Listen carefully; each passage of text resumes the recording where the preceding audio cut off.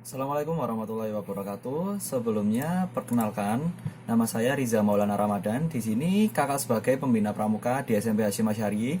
Kali ini materi pertemuan kali ini dikarenakan adanya pandemi COVID-19, yang sewajarnya pramuka yaitu organisasi yang dikenal dikenal kita di luar ruangan. Nah, sehingga mau tidak mau kita tetap menjalankan protokol kesehatan dari pemerintah dan tetap mematuhinya, sehingga kegiatan pramuka untuk pertemuan pertama kali ini kita laksanakan di rumah masing-masing. Semoga dengan adanya video pembelajaran pendidikan kepramukaan ini dapat menjadikan kalian semua paham akan materi pramuka dan mengerti tentang kepramukaan. Yang pertama, kakak di sini akan menjelaskan yaitu pengertian pramuka, kepramukaan, dan gerakan pramuka. Jadi, aspek-aspek yang kita bakal bahas yaitu ruang lingkupnya yaitu pramuka, kepramukaan, dan gerakan pramuka.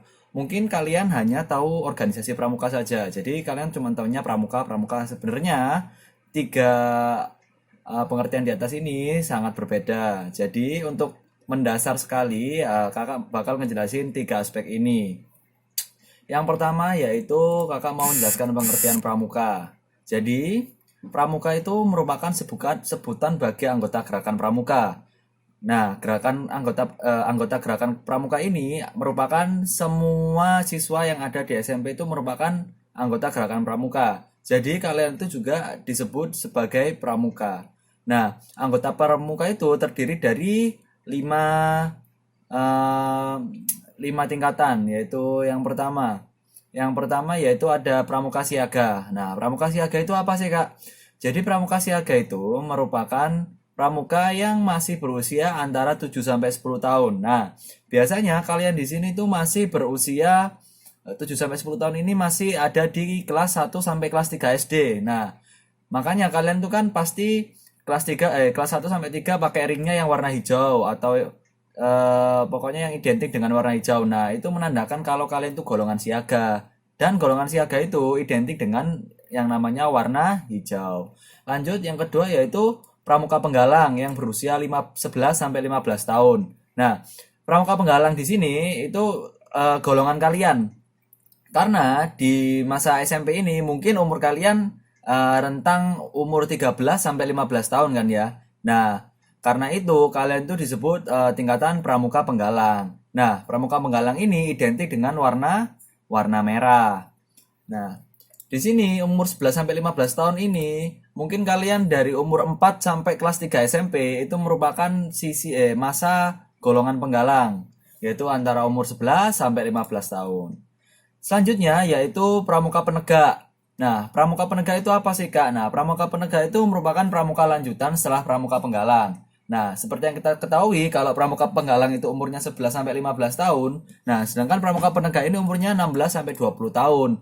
Biasanya kalian ini kalau semisalnya sudah SMA, pasti kalian sudah golongan penegak disetarakan dari umur 16 sampai 20 tahun.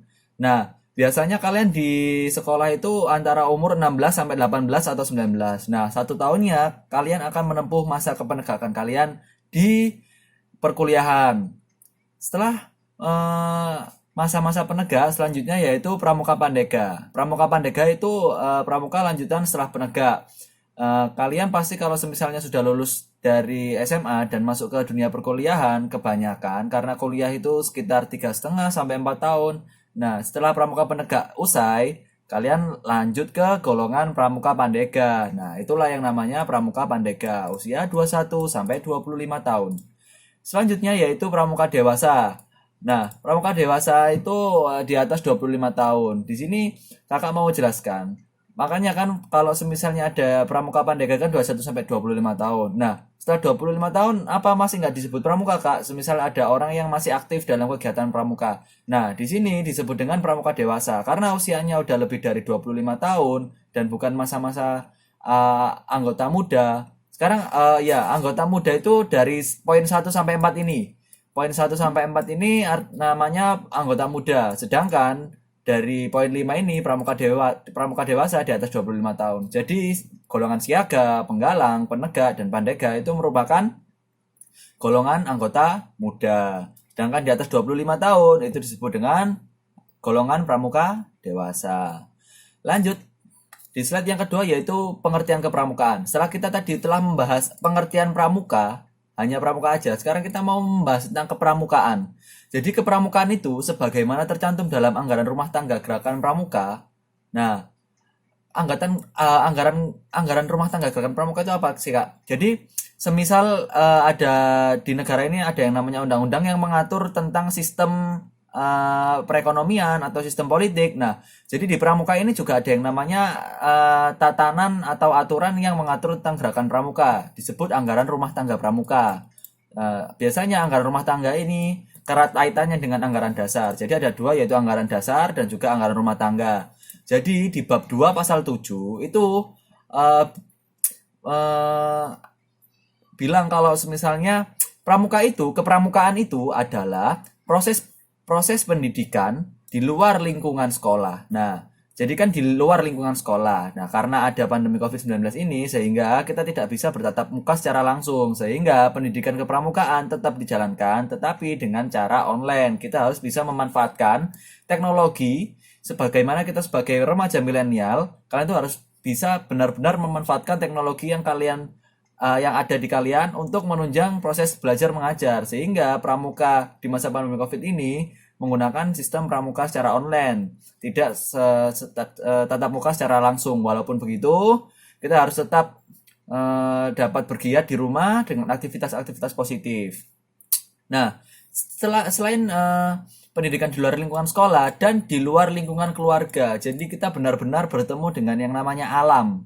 Kita udah di luar sekolah, di luar lingkungan keluarga, kita harus benar-benar langsung menuju ke alam dalam bentuk kegiatan menarik. Jadi kalau misalnya kalian mengikuti pramuka, pasti kegiatan-kegiatannya merupakan kegiatan-kegiatan yang menarik, karena kegiatan-kegiatan yang menarik yaitu kegiatan yang langsung bersosial ke alam. Kalian tuh langsung bisa berinteraksi dengan teman-teman kalian, dan juga terdapat kegiatan-kegiatan atau aktivitas-aktivitas yang menantang, sehingga kalian lebih tertantang jiwa-jiwa kalian untuk melakukan hal-hal yang menarik bagi anggota muda.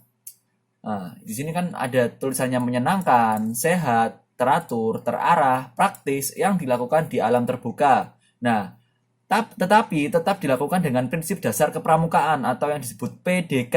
Nah, ini dicatat juga ya.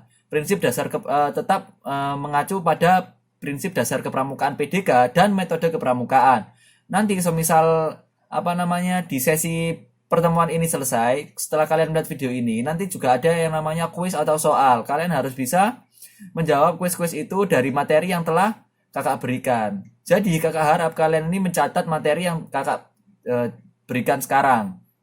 Yang sasaran kita lanjut ke materinya, yaitu jadi sasaran akhirnya yaitu agar membentuk anggota muda atau pramuka-pramuka seperti kita, itu membentuk watak kita, membentuk akhlak kita, membentuk budi pekerti luhur kita. Oke, paham ya?